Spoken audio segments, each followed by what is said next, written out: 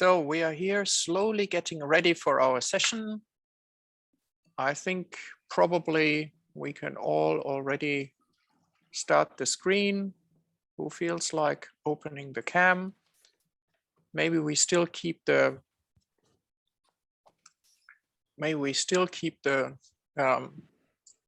microphones off.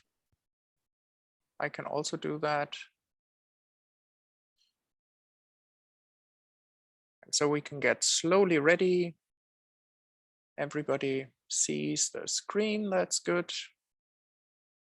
Check that before, as it should be. And so that's all fine. I even already see, our chair for the next session, Darren, in the audience. So also that is fine. It's always relaxing when you know that your chairs are there, Not that I want to sit on them, but it's always good to know everybody's here. Excellent. So let's maybe slowly get things going. Can you all switch on your cameras if you can? I know that sometimes suddenly a program says, oh, you have to ask Uwe for doing it. But I think that should not be the case in your case. So Hilde is the last one to switch it on. And I would say we give it a go. Yeah. Yeah, there she is. So we have you all now. Everybody is visible. And let's get things going. So the stream 4 is about supporting refugees and migrants today. And we have Olivia, Catalina, Luis, and Hilde in our group. And I would say, without further ado, we just jump right into it. And we start with Maria. Olivia, can you give us a go? And I would say, let's do it like this. Before you talk about your project, tell us something about yourself, who you are, what you do, and maybe something, interesting about you. Good morning, everyone. Thank you, Uwe, for the opportunity to take part. My name is Olivia Mayer. I'm a research fellow with the Center for Higher Education Internationalization at Università Cattolica in Milan. And my research area is related to many of the topics addressed by the conference. I'm working, broadly speaking, on internationalization at home in an Italian context. And today, I'm not here to talk about my research project, though. I'm representing our team. We're working on the NEAR project, which stands for Newly Arrived in a Common Home. And the project is a 2-year project funded by the European Commission under the Asylum, Migration and Integration Fund. And we have a consortium of 3 NGOs, one in Nicosia, one in Lisbon, and one in Perugia, the ISMU Foundation in Milan, and the Università Cattolica. And I am speaking really on behalf of the International Office, the Center for Higher Education Internationalization, and the Center for International Solidarity. So we're all working together on this project. I was a student, an exchange student from Australia in Italy. And so some of the difficulties faced by international students I understand, and back then there was a lot less support for international students than there is now. And our project is aimed, our part of the project, the university's part, is aimed at improving the experience of international students.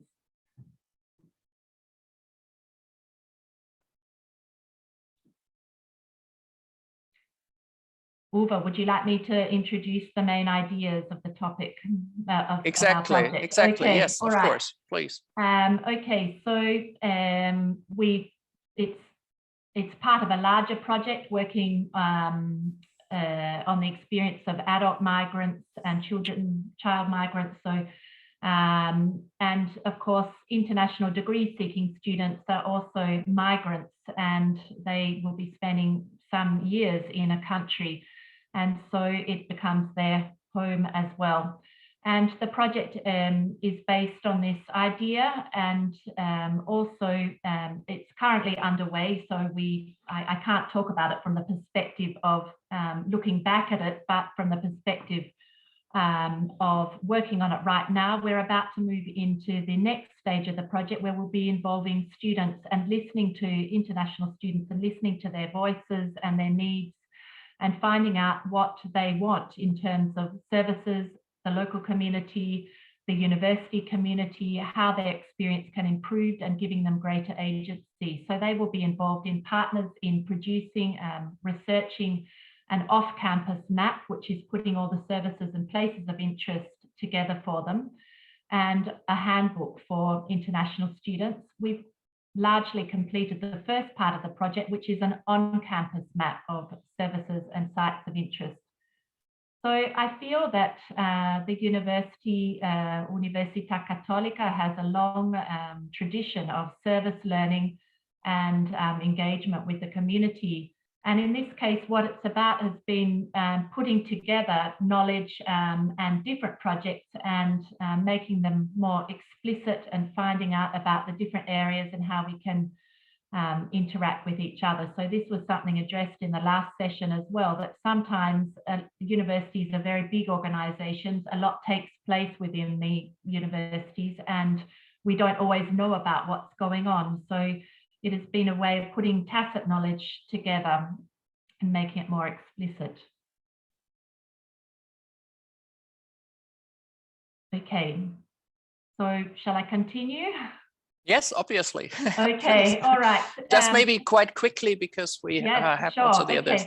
So in fact, that's why I thought I should stop, because of the 2-minute limit. Well, the enablers for the project have been the partnerships, so the dialogue between different centres and offices within the university, the International Office, the Centre for International Solidarity, which has a lot of projects in different places and involves volunteering projects, and the Centre for Higher Education Internationalisation, which has a strong research focus. And then we're cooperating in turn with the ISMU Foundation, a foundation here in Milan, and they're the overall project leader, and with 3 NGOs. And so there's an exchange of ideas constantly and very transparent communication. Well, the obstacle, clearly, I mean, this is a project that is relying on students actually being here and taking part physically. So it's not really a virtual project. And of course, we didn't know when the team members applied for the funding, they didn't know what was ahead of us. So that has been quite difficult with planning, because we don't know if we didn't know whether students would actually be able to arrive this year. But it seems that in each of the polls, they have arrived, and they will be able to take part in the focus groups. And then we are the only, Universitat Católica is the only university partner in the consortium. And so we are trying to help the other, the NGOs in their sites engage with the universities by providing templates and models and suggestions for how to work with the universities. So overall, I would say be flexible, and if the people who are actually carrying out the project are involved from the outset, it's a help.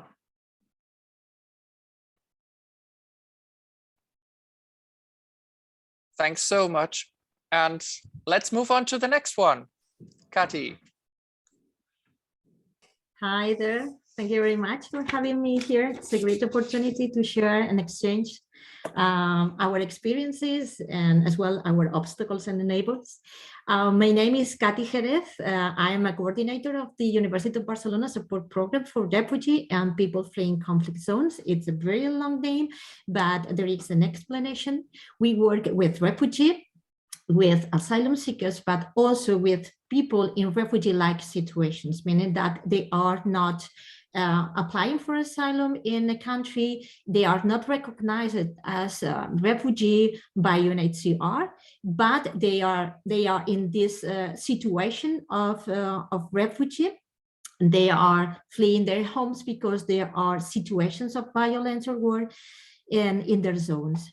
So Uwe also asked for something personal. Well, it's like a silly thing, but my name is Catalina. It's my real name, but I love a short Cathy for the interaction. Well, I think we can go to the point where if you can go to the slide. Well, here you have things I think that are interesting in order to explain the approach that the program is doing. Before that, I would like to highlight that the program, it's not a project, it's a program within the University of Barcelona, coordinated by the University of Barcelona Solidarity Foundation, that it's a foundation framed at the University of Barcelona. This means that we have the part of the university, I mean the part of the learning and research, but we have also the part of NGO, let's say, that give us flexibility, as Olivia said before. It's a key aspect in our program. Well, the program aims to promote social educational inclusion of refugees in this broad sense. And we are in the framework of the ODS, the Sustainable Development Objective number 4 and number 10. We are developing different lines of action within the country and in Spain that covers free tuition, that covers academic consulting, participation in language exchange, possible participation in local and international projects, participation in social inclusion projects through physical activity. This project is called Community, and we are carrying out the project right now with different NGOs that are working with refugee and asylum seekers and the University of Barcelona. We have as well another line of action that is under the so-called safe and complementary pathways to resettlement in third countries. We are carrying out the transition course to the university. Actually, in the forthcoming weeks, we will launch the fourth call for this transition course. And this is a bridging course focused on learning Spanish and Catalan. You know that here in Barcelona, we talk both languages. So it's focused on this learning, human rights, and knowledge of the socioeconomic and working environment. This course is aimed at students, and this year teachers as well, that are in their first or second countries of asylum, but outside the European Union. So they are not in the European Union countries. So we are very clear addressing our work for these people that are in danger, I mean real danger, because their human rights are in a state of vulnerability, and they have also an economic vulnerability. So we are addressing this transition course to the most vulnerable among vulnerable people.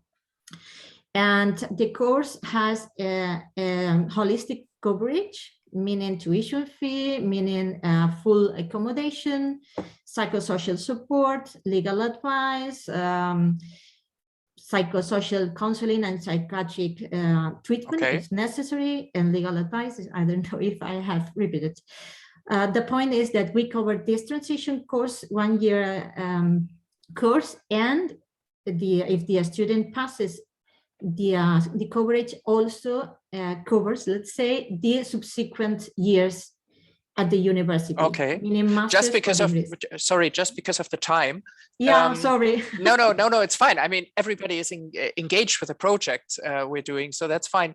But among we come back to a lot of these aspects in the question section, but maybe from this kind of shocking level of don't do this or that, rather do that. Out of these don'ts, what is the one that you would say is the biggest don't out of all of them? Yeah. From your experience. It's a tough question. Of course. Because there are big don'ts. I don't know how to choose because I will be between the don't be afraid of listening to people and the don't repeat mistakes, because we know a lot about mistakes.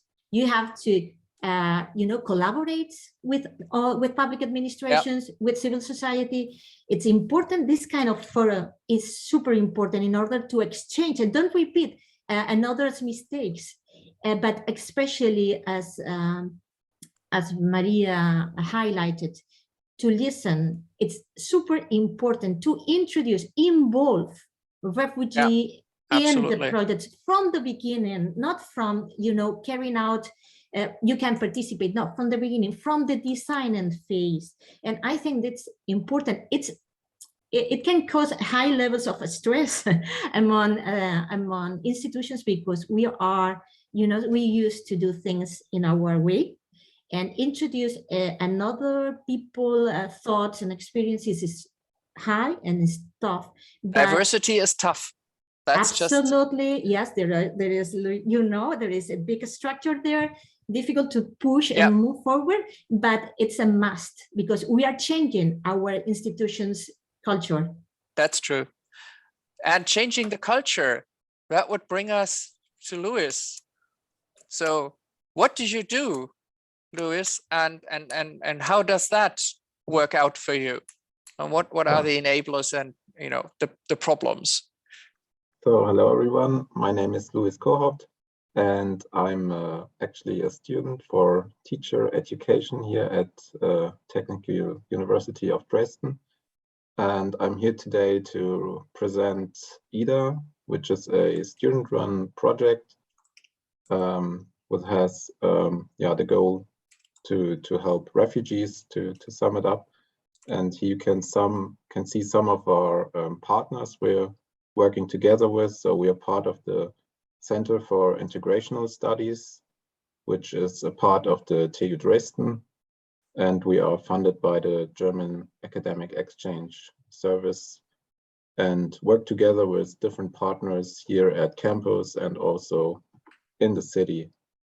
So then, maybe you could move on to our main ideas behind the project.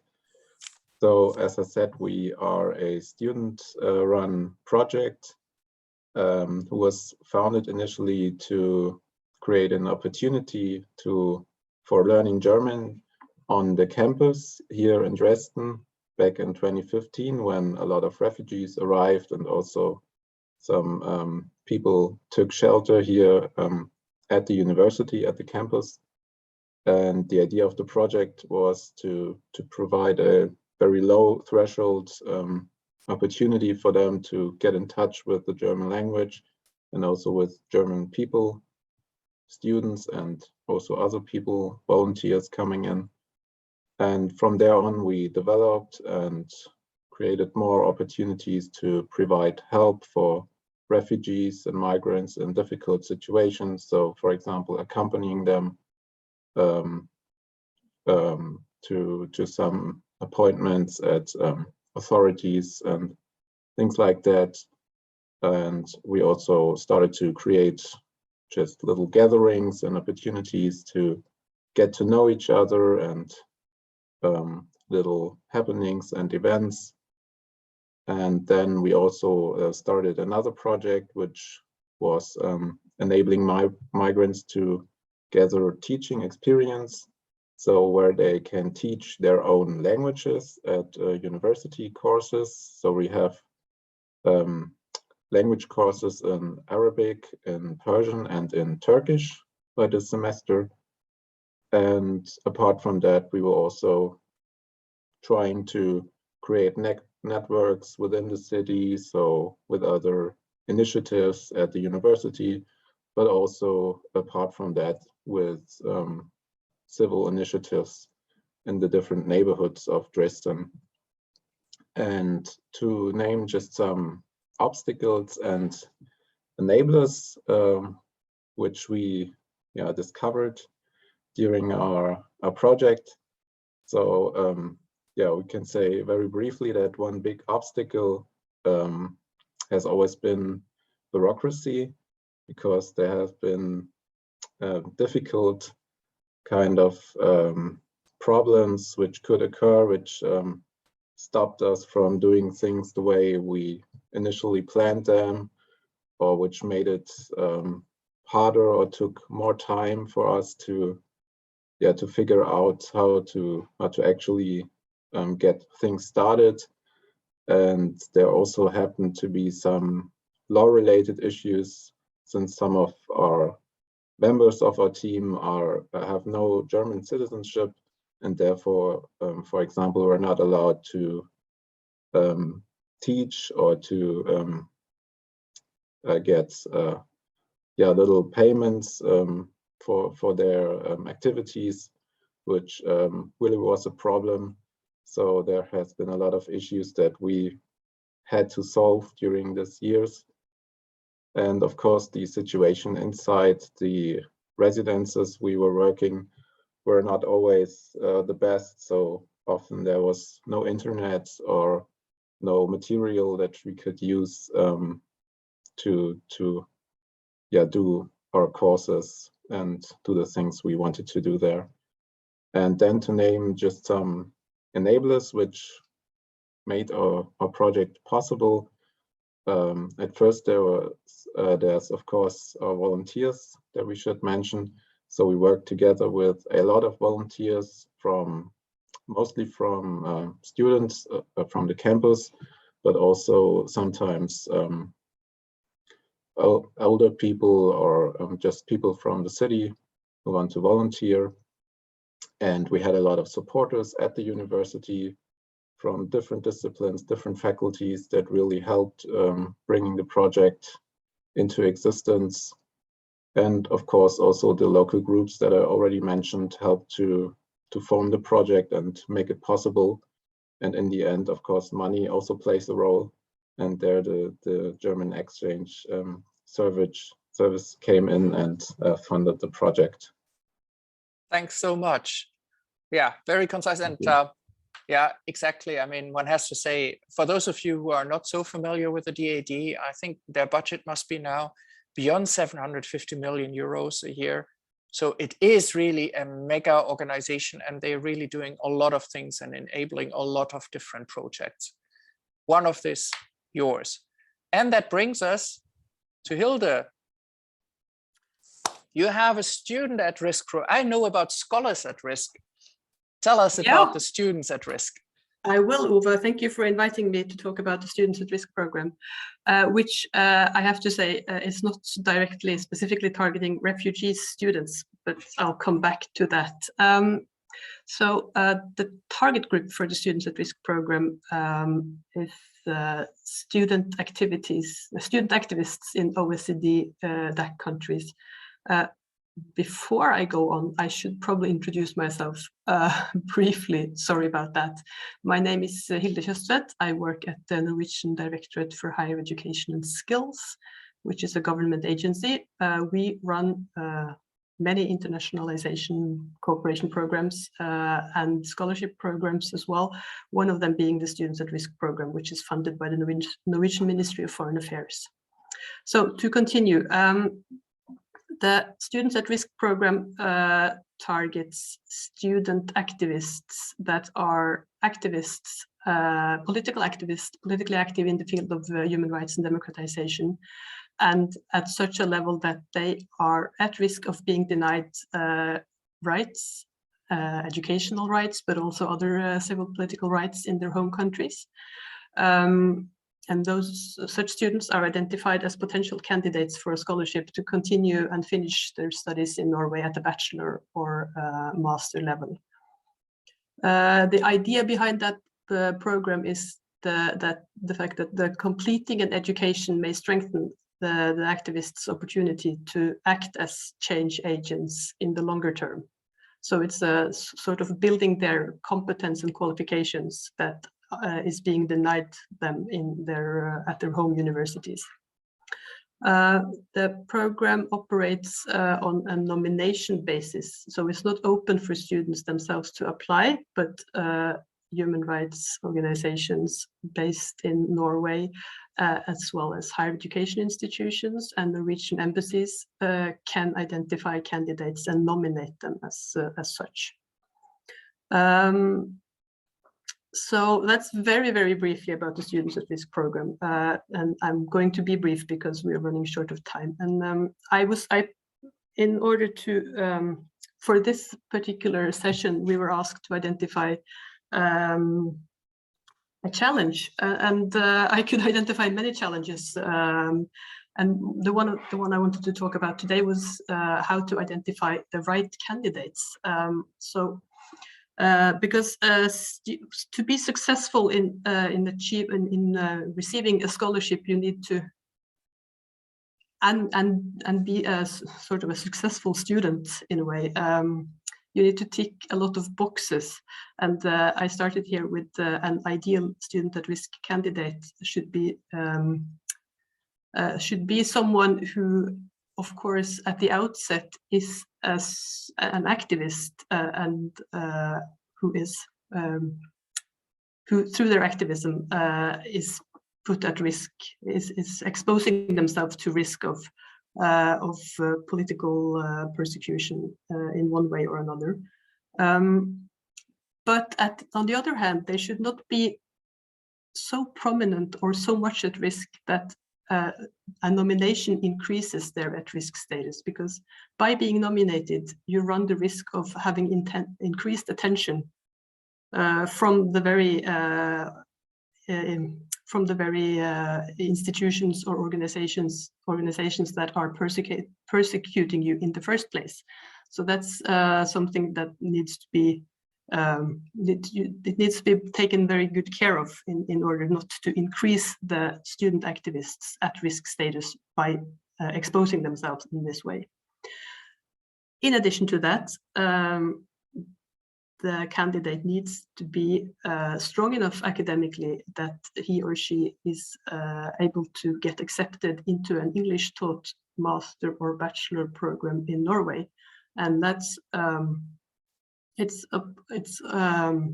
these limits or these acceptance levels are being set by the various Norwegian higher education institutions that participate in the Students at Risk program.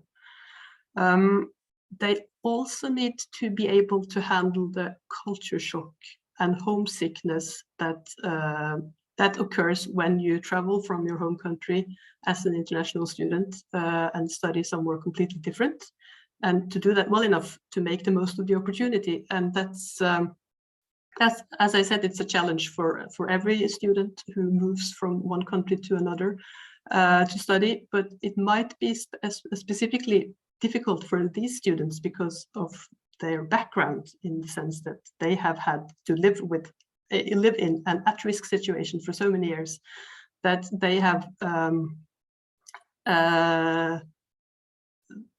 that for them this challenge might be even bigger.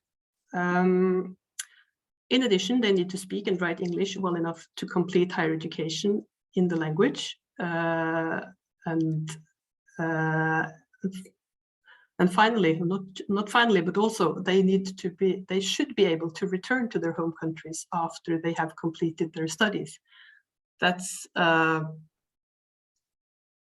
possibly the biggest challenge. It's not something the student can control. It's not something that we can control, and it's not something that the universities can control. So the idea behind the program is, as I said, to equip students with a degree, so that they come back strengthened in their activism. And we all know that a lot of things can happen from the time that they leave their home country and the 2 or 3 years it takes to complete a study program. The situation in their home country can have changed completely. So the situation might be even worse, and it might be even more difficult for the student to return. Absolutely. Thank you.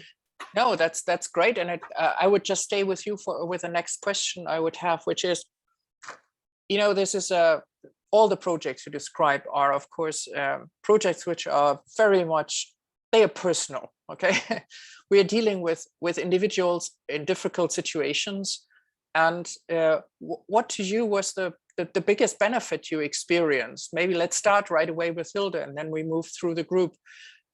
What was the biggest kind of benefit, maybe a personal experience that from that project that stuck in your mind?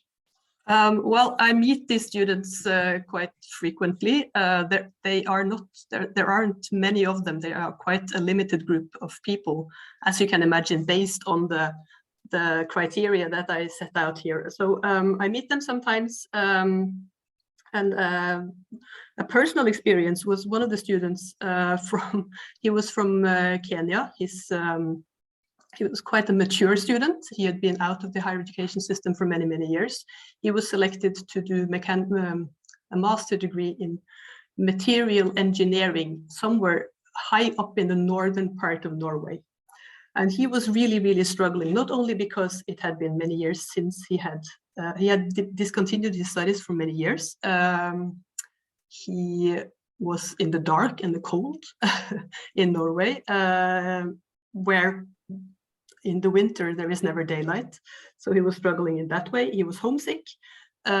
He had the added problem because of the fact that the programs, the hardware and the software that was used in the program was not something that he had ever been exposed to before working with. So he had to relearn everything from the beginning. And all the other students there, they knew this because they didn't come from where he was coming from. They came from Europe and Northern America.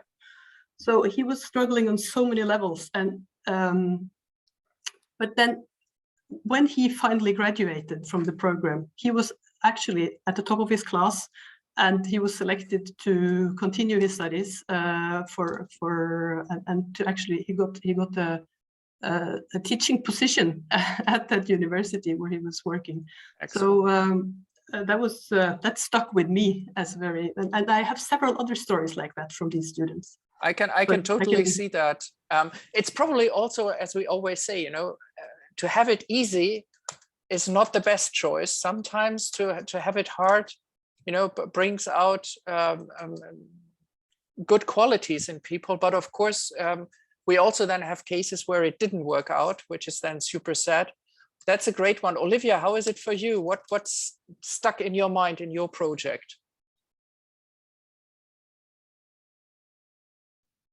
Well, as I said, the project is underway at the moment, so I can't speak with the benefit of hindsight, but I think that the part that is going to be particularly interesting for me is involving the students in the focus groups and hearing their perspective, because we know from research that what students want is to feel listened to feel included, to make friends, and to be able to resolve some of the practical issues that Lewis raised that they're facing in their living conditions or paperwork issues.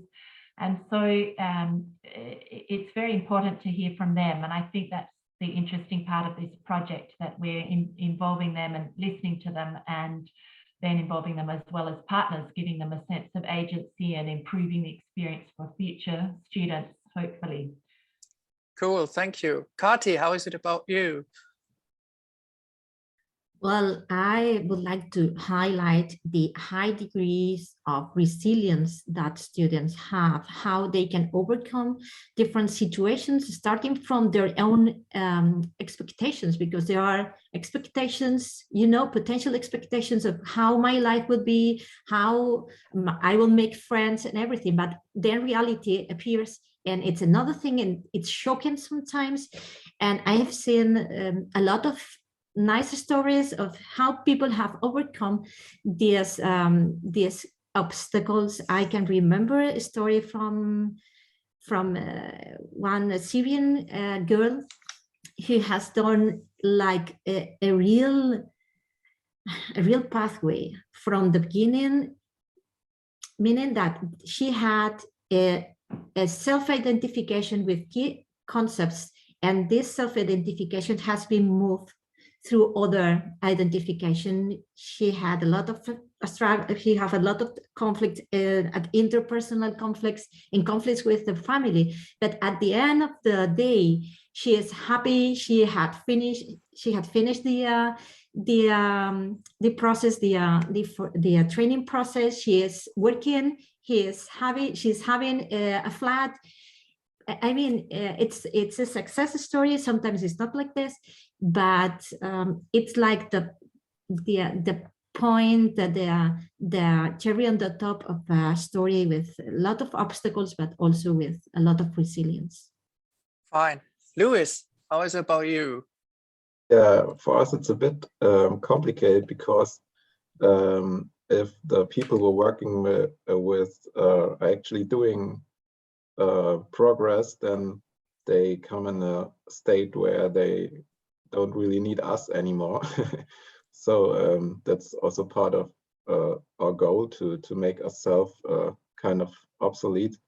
But I think it's always a good thing when we get the message from someone that they pass their German exams on I don't know what level.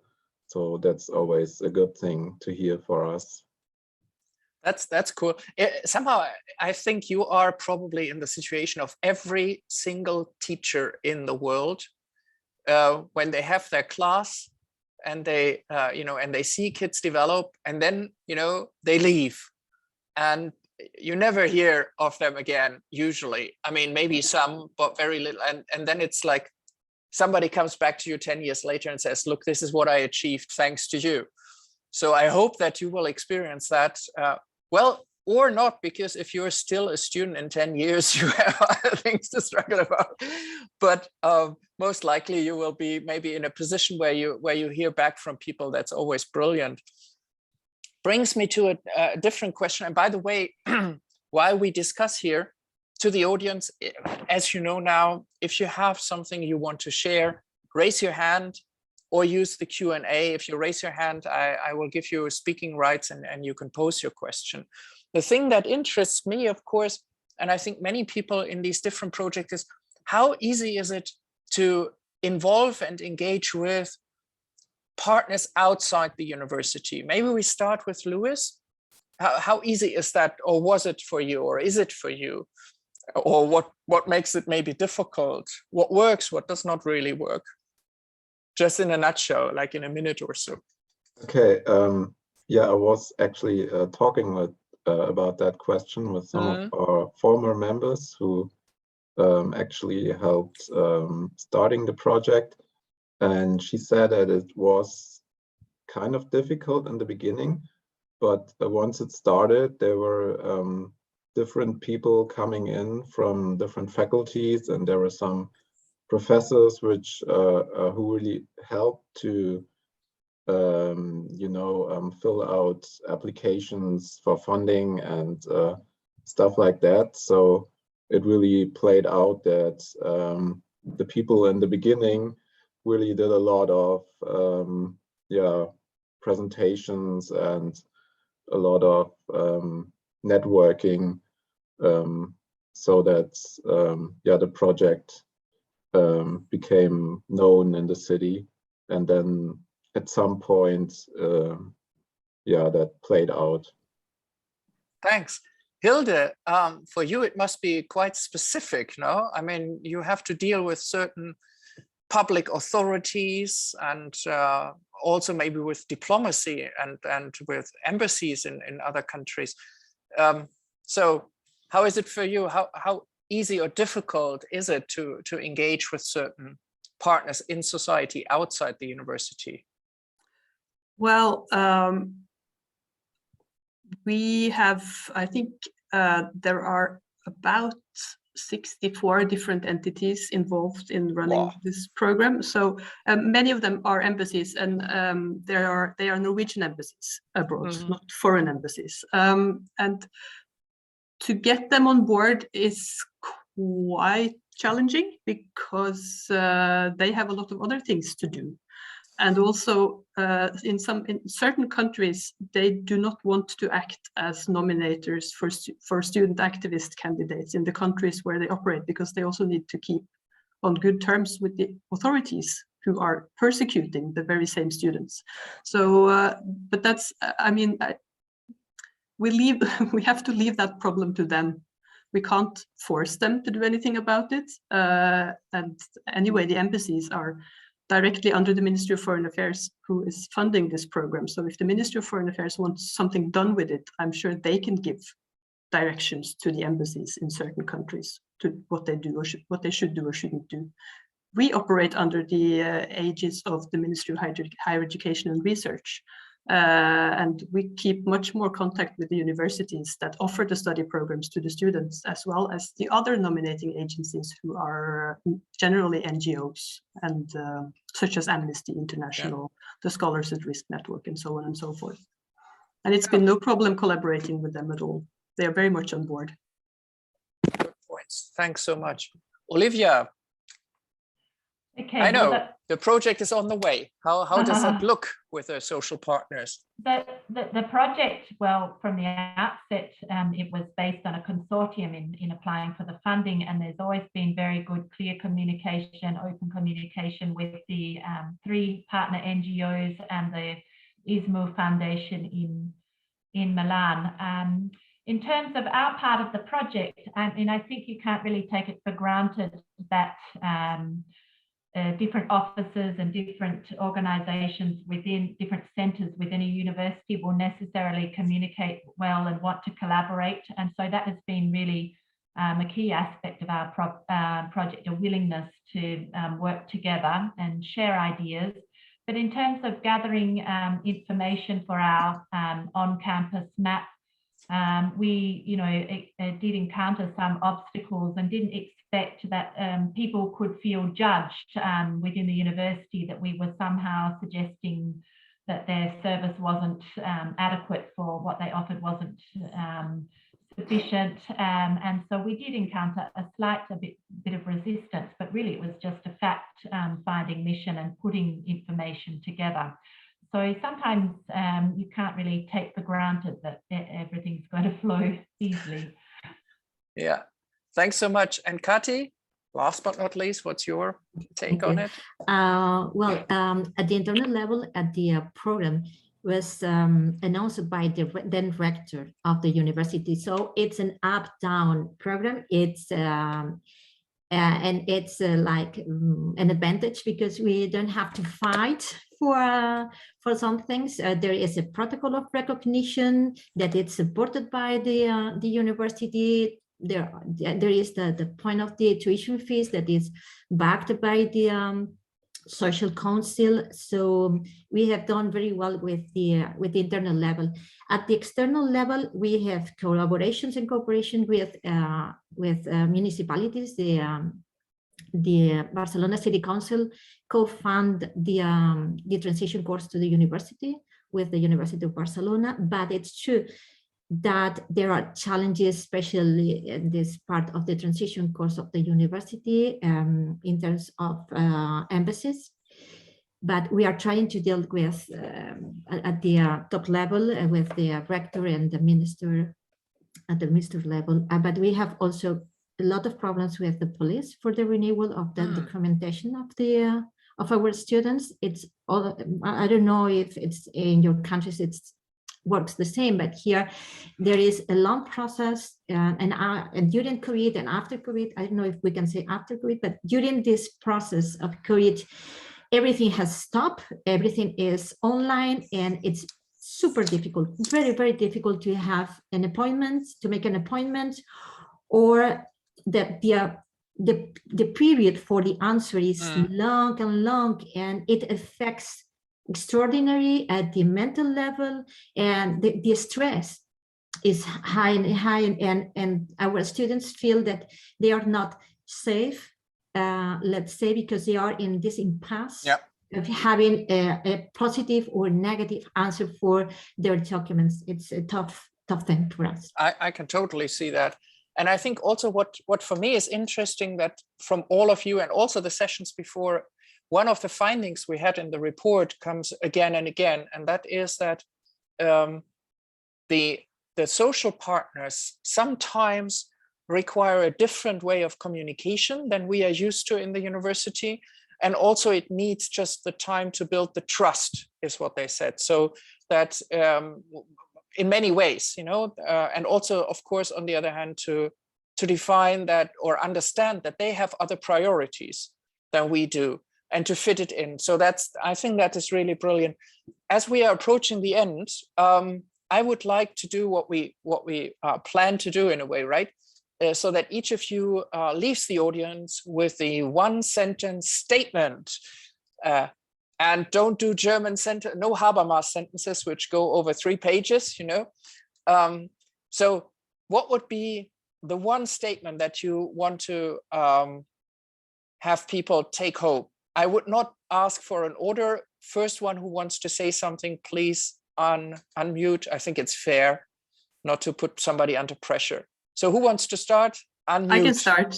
Yes. Because first. I wanted to share this statement from one of the students of the program, beneficiaries of the program, who said that you know, in Norway, being a politically active while you are a student, that looks great on your CV.